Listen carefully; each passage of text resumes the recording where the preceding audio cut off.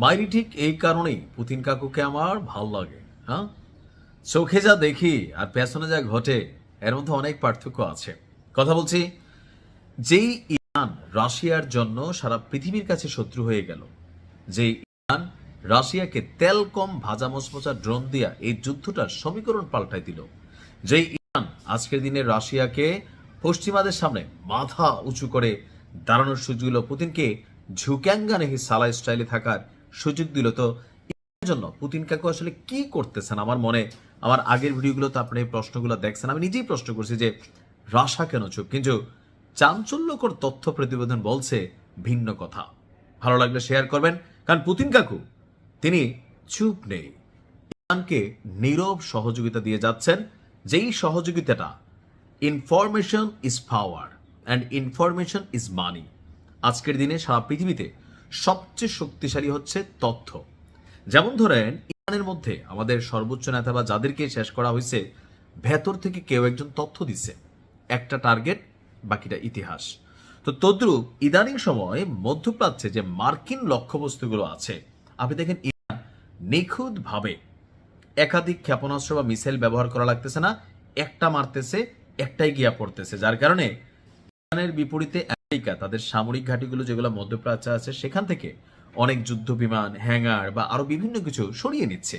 প্রশ্ন হচ্ছে যে ইরান এতটা নিখুঁতভাবে কিভাবে টার্গেটে পৌঁছাচ্ছে? আসুন, মধ্যপ্রাচ্যে মার্কিন লক্ষ্যবস্তুকে জয় বাংলা করতে ইরানকে গোয়েন্দা তথ্য দিয়ে সহায়তা করছে রাশিয়া।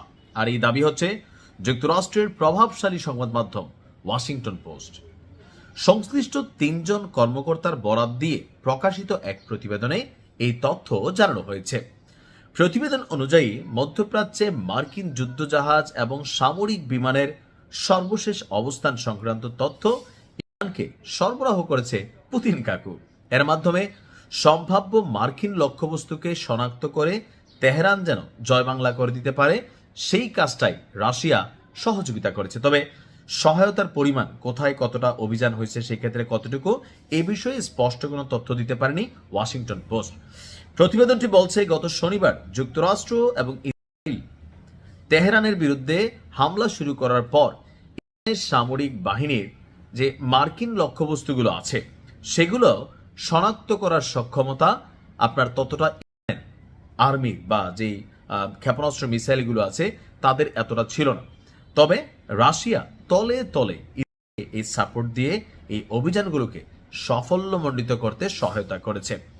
এ বিষয়ে হোয়াইট হাউসের এক মুখপাত্র সরাসরি রাশিয়াকে মিলাইয়া একটা বক্তব্য দিচ্ছে যে রাশিয়া ইরানকে সমর্থন দিচ্ছে।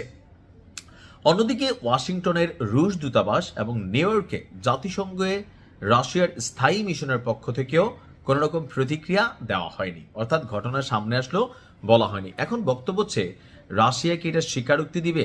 না। এটা কেন স্বীকারোক্তি দিবে না, এটা একটু মাথায় রেখেন। মেইন কারণই হচ্ছে যে যদি স্বীকারোক্তি দেয় রাশিয়াকে অনেক ধরনের বাটে পড়তে হবে। ব্যবসা বাণিজ্য এমনি, রাশিয়া ইউক্রেন যুদ্ধ নিয়ে অনেক ধরনের নিষেধাজ্ঞা বা ধরেন ঝামেলার মধ্যে কিন্তু সময়টা কাটাচ্ছে। তো এই মুহূর্তে আইসা ইরানের পক্ষে প্রকাশ্যে অবস্থান নিলে রাশিয়াকেও আপনার নানান ধরনের নিষেধাজ্ঞা অথবা পশ্চিমা শক্তিগুলোর মুখোমুখি হতে হবে। আমার কথা হচ্ছে প্রকাশ্যে দরকার নাই, গোপনে গোপনে এই ধরনের সহযোগিতা অব্যাহত রাখুক Russia. Best of luck Putin কাকু, ধন্যবাদ।